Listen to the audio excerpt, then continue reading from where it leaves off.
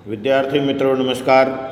मैं वीरेंद्र मिश्रा आप सबका हार्दिक स्वागत करता हूं। विषय हिंदी, कक्षा 10, पुस्तक कृतिका भाग 2। मित्रों, इस पुस्तक में अपने जो पाठ है वो चला रहे थे। पाठ नंबर 4, यही ठैयाँ झुलनी हैरानी हो रामा, जिसके कहानीकार शिव प्रसाद मिश्र रुद्र जी हैं। अपने देखें, पेज नंबर 35 पर अपने देख रहे थे। तुझे लोग आदमी व्यर्थ समझते हैं, तू तो वास्तव में बगुला है। बगुले के पर जैसा ही तेरे शरीर का अंग है, वैसे तू बगुला भगत भी है। उसी की तरह तुझे भी हंस की चाल चलने का हौसला हुआ है, परंतु कभी न कभी तेरे गले में मछली का कांटा जरूर अटकेगा और उसी दिन तेरी कलई खुल जाएगी। उसके जवाब में टुन्नू ने गाया था, जितना मन माने गरियाओ, आईने दिल क तपन बुझाओ। अपने मन क बिथा सुनाइब, हम डंके के चोट रनिया। बिथा यानी व्यथा। इस पर सुंदर के मालिक फेंकू सरदार लाठी लेकर टुन्नू को मारने दौड़े। दुलारी ने टुन्नू की रक्षा की। यही दोनों का प्रथम परिचय था। उस दिन लोगों के बहुत कहने पर भी दोनों में से किसी ने भी गाना स्वीकार नहीं किया। मजलिस बदमजा हो गई। कहानी का तीसरा हिस्सा। टुन्नू को विदा करने के बाद दुलारी प्रकृतिस्थ हुई यानी सहज हुई, तो सहसा उसे ख्याल पड़ा कि आज टुन्नू की वेशभूषा में भारी अंतर था। मित्रों, अबरवा की जगह खद्दर का कुर्ता और लखनवी दोपलिया की जगह गांधी टोपी देखकर दुलारी ने टुन्नू से उसका कारण पूछना चाहा था। बराबर। आबरवा मतलब मित्रों बहुत बारीक मलमल, परंतु उसका अवसर ही नहीं आया। उसने धीरे धीरे जाकर अपने कपड़ों का संदूक खोला और उसमें बड़े यत्न से टुन्नू द्वारा दी गई साड़ी सब कपड़ों के नीचे दबा कर रख दी। उसका चित्त आज चंचल हो उठा था।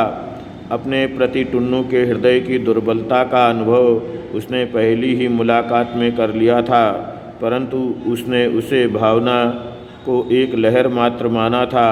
बीच में भी टुन्नू उसके पास कई बार आया, परंतु कोई विशेष बातचीत नहीं हुई। मित्रों, कारण टुन्नू आता आध घंटे दुलारी के सामने बैठा रहता, पूछने पर भी हृदय की कामना प्रकट न करता, केवल अत्यंत मनोयोग से दुलारी की बातें सुनता, फिर धीरे से छाया की तरह खिसक जाता। यौवन के अस्ताचल पर खड़ी दुलारी टुन्नू के इस उन्माद पर मन ही मन हंसती, परंतु आज उसे कृशकाय और कच्ची उम्र का पांडमुख बालक टुन्नू पर करुणा हो आई। कृशकाय यानी कमज़ोर शरीर, दुबला शरीर। अब दुलारी को ये समझने में देर ना लगी कि उसके शरीर के प्रति टुन्नू के मन में कोई लोभ नहीं है। वह जिस वस्तु पर आसक्ति है उसका संबंध शरीर से नहीं आत्मा से है। मित्रों, उसने आज ये भी अनुभव किया कि आज तक उसने टुन्नू के प्रति जितनी उपेक्षा दिखाई है वह सब कृत्रिम थी।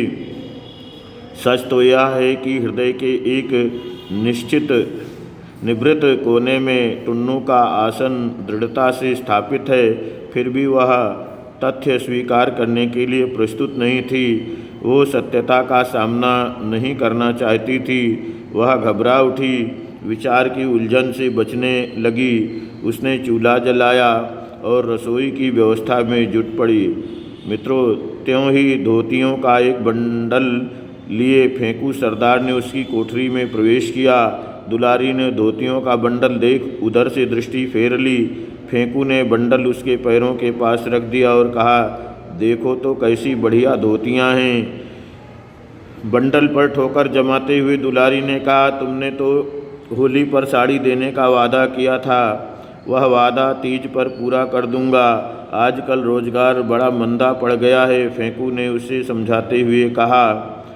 दुलारी फेंकू को उत्तर देना ही चाहती थी कि जलाने के लिए विदेशी वस्त्रों का संग्रह करता हुआ देश के दीवानों का दल भैरवनाथ की संकरी गली में घुसा और भारत जननी तेरी जय जय तेरी जय हो गीत की ध्वनि से उभय पार्श्व में खड़ी इमारतों की प्रत्येक कोठरी गूंज उठी। पार्श्व यानी दोनों तरफ। एक बड़ी सी चादर फैलाकर 4 व्यक्तियों ने उसके चारों कोनों को मजबूती से पकड़ रखा था। उसी पर खिड़कियों से धोती, साड़ी, कमीज, कुर्ता, टोपी आदि की वर्षा हो रही थी। सहसा दुलारी ने भी अपनी खिड़की खोली और मैनचेस्टर तथा लंकाशायर के मिलों की बनी बारीक सूत की मखमली किनारे वाली नई कोरी धोतियों का बंडल नीचे फैली चादर पर फेंक दिया। चादर संभाले वाले चारों व्यक्तियों की आंखें एक साथ खिड़की की ओर उठ गई। कारण अब तक जितने वस्त्रों का संग्रह हुआ था वे अधिकांश फटे पुराने थे, परंतु ये जो नया बंडल गिरा उसकी धोतियों की एक तह तक न खुली थी। मित्रों, चारों व्यक्तियों के साथ जुलूस में शामिल सभी लोगों की आंखें बंडल फेंकने वालों की तलाश खिड़की में करने लगी। त्यों ही खिड़की पुनः धड़ाके से बंद हो गई।